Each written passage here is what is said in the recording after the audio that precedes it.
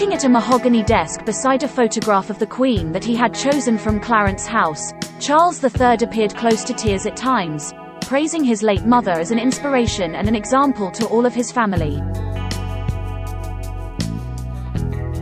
He said, "We owe her the most heartfelt debt any family can owe to their mother, for her love, affection, guidance, understanding and example. To my darling Mama, as you begin your last great journey to join my dear late Papa, I want simply to say this: thank you. Thank you for your love and devotion to our family and to the family of nations you have served so diligently all these years." In a final flourish borrowed from Shakespeare's Hamlet, he added, "May flights of angels sing thee to thy rest."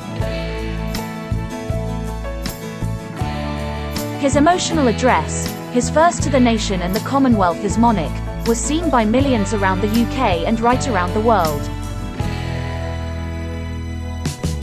MPs watched the speech in silence in the House of Commons chamber, some visibly wiping away tears, before applauding at the end of the address.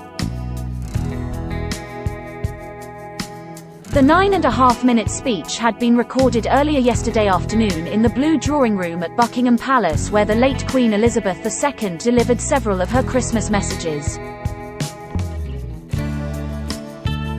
The King echoed the vow that his mother had made on her 21st birthday, to devote his whole life, however long it may be, to service.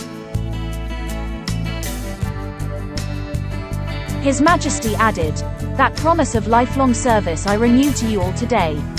As the Queen herself did with such unswerving devotion, I too now solemnly pledge myself, throughout the remaining time God grants me, to uphold the constitutional principles at the heart of our nation." Have your say. Should Liz Truss create a bank holiday to celebrate the Queen's life? The Queen's death has shaken the UK, with tributes pouring in from across the globe to commemorate her 70-year reign. Many are calling for a bank holiday either the day of or the day after the funeral, depending on when it is. With the UK in mourning, should Liz Truss create a bank holiday to celebrate the Queen's life? The monarch used his address to make William and Kate the new Prince and Princess of Wales, an honour not always accorded to the heir to the throne immediately.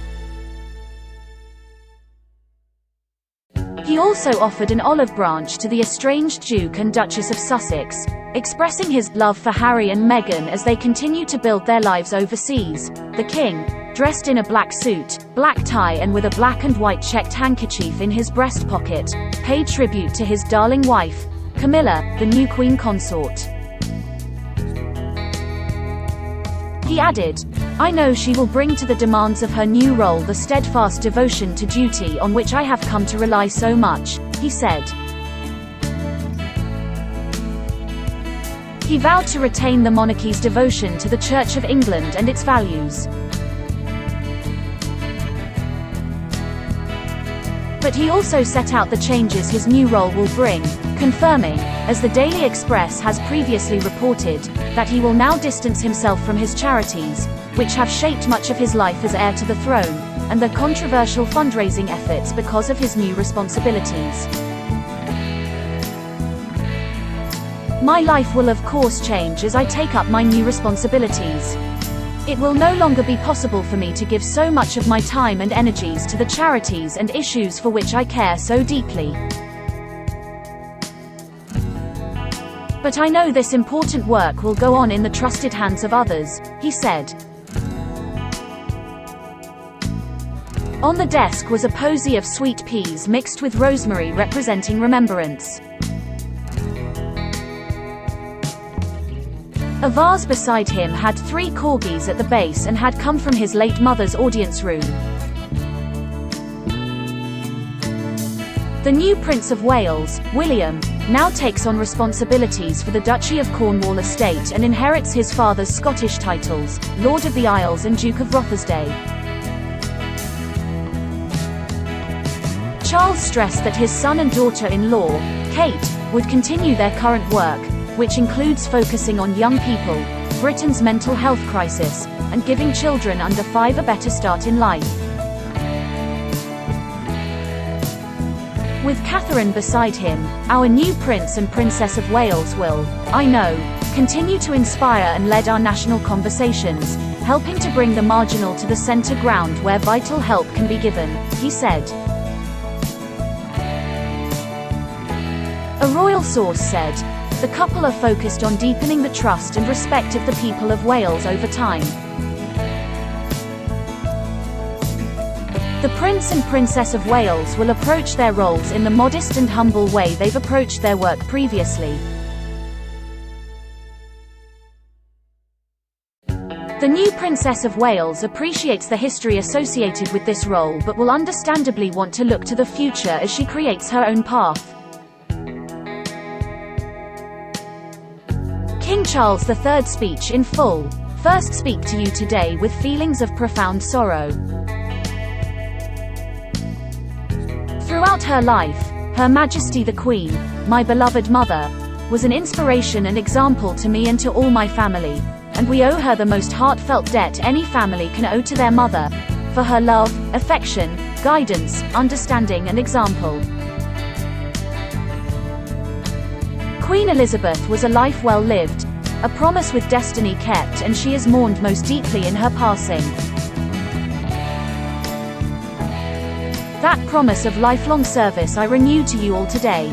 Alongside the personal grief that all my family are feeling, we also share with so many of you in the United Kingdom, in all the countries where the Queen was head of state, in the Commonwealth and across the world, a deep sense of gratitude for the more than 70 years in which my mother, as Queen, served the people of so many nations. In 1947, on her 21st birthday, she pledged in a broadcast from Cape Town to the Commonwealth to devote her life, whether it be short or long, to the service of her peoples. That was more than a promise, it was a profound personal commitment which defined her whole life. She made sacrifices for duty. Her dedication and devotion as sovereign never wavered, through times of change and progress, through times of joy and celebration, and through times of sadness and loss. In her life of service we saw that abiding love of tradition, together with that fearless embrace of progress, which make us great as nations. The affection, admiration and respect she inspired became the hallmark of her reign. And, as every member of my family can testify, she combined these qualities with warmth, humor and an unerring ability always to see the best in people. I pay tribute to my mother's memory and I honor her life of service. I know that her death brings great sadness to so many of you, and I share that sense of loss, beyond measure, with you all. When the Queen came to the throne, Britain and the world were still coping with the privations and aftermath of the Second World War, and still living by the conventions of earlier times. In the course of the last 70 years we have seen our society become one of many cultures and many faiths. The institutions of the state have changed in turn. But, through all changes and challenges, our nation and the wider family of realms, of whose talents, traditions and achievements I am so inexpressibly proud, have prospered and flourished. Our values have remained, and must remain, constant. The role and the duties of monarchy also remain, as does the sovereign's particular relationship and responsibility towards the Church of England, the church in which my own faith is so deeply rooted. In that faith, and the values it inspires, I have been brought up to cherish a sense of duty to others, and to hold in the greatest respect the precious traditions, freedoms and responsibilities of our unique history and our system of parliamentary government. As the Queen herself did with such unswerving devotion, I too now solemnly pledge myself, throughout the remaining time God grants me, strength to uphold the constitutional principles at the heart of our nation. And wherever you may live in the United Kingdom, or in the realms and territories across the world, and whatever may be your background or beliefs, I shall endeavor to serve you with loyalty, respect and love, as I have throughout my life. My life will of course change as I take up my new responsibilities. It will no longer be possible for me to give so much of my time and energies to the charities and issues for which I care so deeply. But I know this important work will go on in the trusted hands of others. This is also a time of change for my family.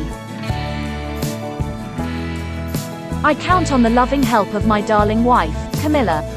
In recognition of her own loyal public service since our marriage 17 years ago, she becomes my queen consort.